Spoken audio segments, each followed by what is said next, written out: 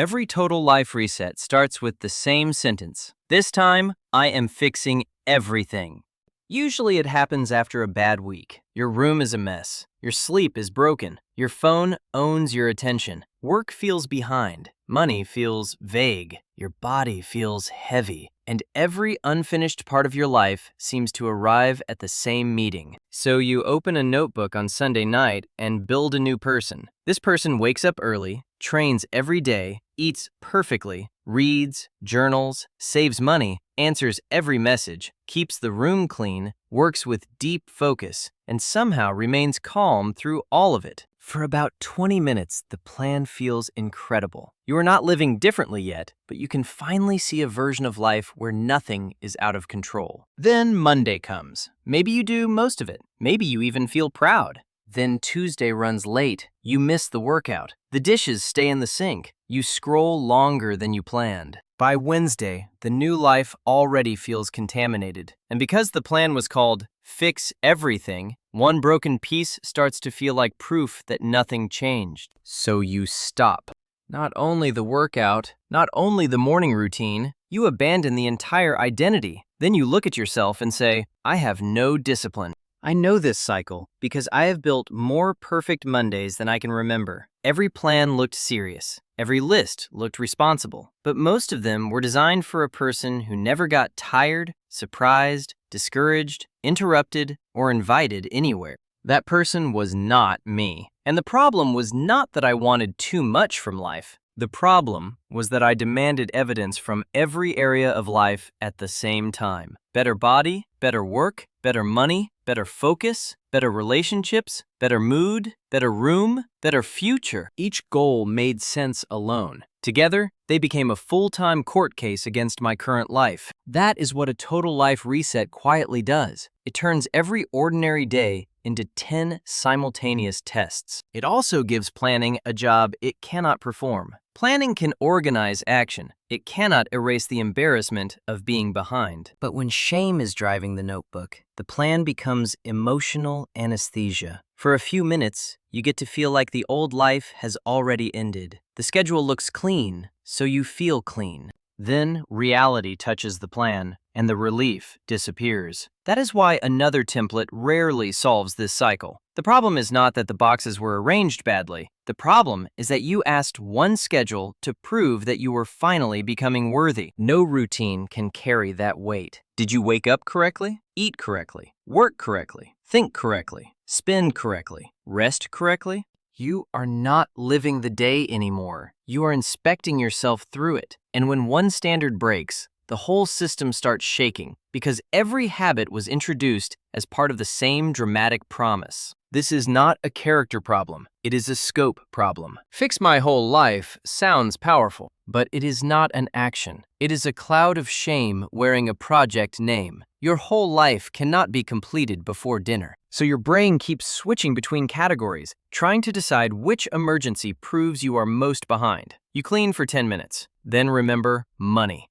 You open the budget, then feel guilty about your health. You start planning meals, then think about the course you never finished. Nothing receives enough steady attention to become stable, but everything receives enough attention to make you anxious. The answer is not to stop caring. The answer is to stop rebuilding the ceiling before you have a floor. A ceiling is the impressive version, the perfect routine, the stronger body, the organized home, the ambitious output, the complete transformation. A floor is the minimum standard that still exists when the day is ugly. It is not your maximum. It is what prevents you from falling through. For one person, the floor might be a 20-minute walk. For another, it is 10 minutes resetting the room before bed. It might be one planned meal, 20 phone-free minutes after waking, or 15 minutes facing the bills instead of avoiding them. The exact habit is not the point. The point is that you choose one. Not one for your body, one for money, one for work, and one for your mind. One daily floor. This is different from making every goal tiny. You can have 10 tiny goals and still create 10 daily negotiations. The power comes from reducing the number of promises, not only the size of each promise. Think of the floor as a vote for continuity. On a strong day, you may do more. You can walk longer, clean another room, complete extra work, or prepare a better meal. But the extra work is a bonus, not a new definition of success. The floor remains visible underneath it. This matters because a good day should not secretly raise tomorrow's minimum. If every burst of energy becomes a permanent expectation, progress creates its own punishment. Your floor should pass 4 tests.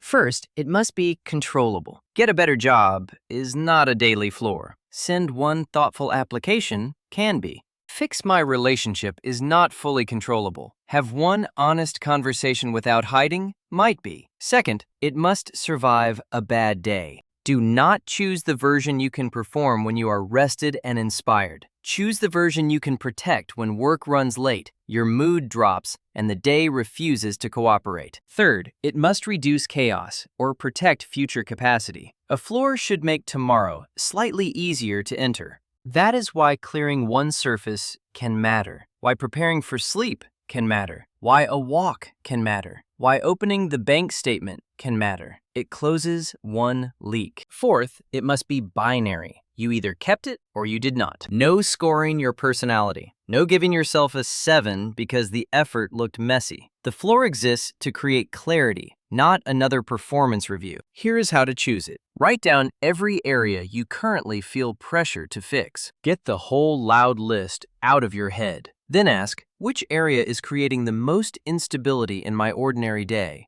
Not which area would look most impressive online. Not which goal would create the most dramatic before and after story. Which unstable area keeps spilling into everything else? Maybe poor sleep makes every morning chaotic. Maybe the room creates friction before work. Maybe avoiding money creates a low-level fear behind every purchase. Maybe the phone takes the first and last hour of every day. Circle one area. Then define the smallest useful floor for it. Not a symbolic action so tiny that it changes nothing. A useful minimum. Something modest enough to survive real life, but meaningful enough to close one leak. Now keep only that floor for 7 days.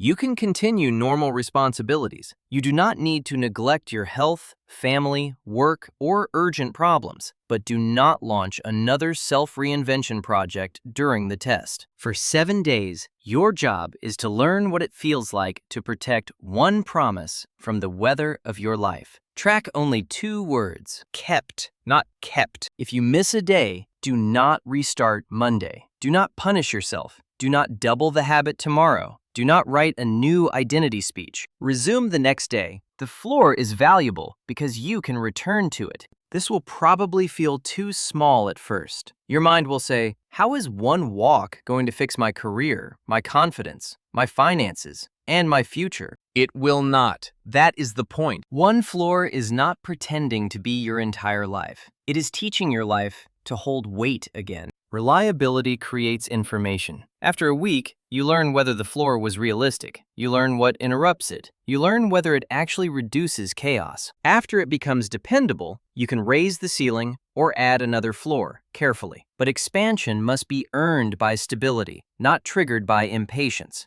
There will always be more to improve. That does not mean your current life is a failed draft. You are allowed to build without declaring war on the person who exists today. You are allowed to solve one leak without calling the whole house broken. And you are allowed to have an imperfect week without turning it into evidence that you need another complete reset. So tonight, do not design a new person. Make the list. Circle the instability that costs you the most. Choose one useful floor. Keep it for 7 imperfect days. Then let stability tell you what comes next. You do not need to fix your whole life. You need one part of your life to become trustworthy. Start there.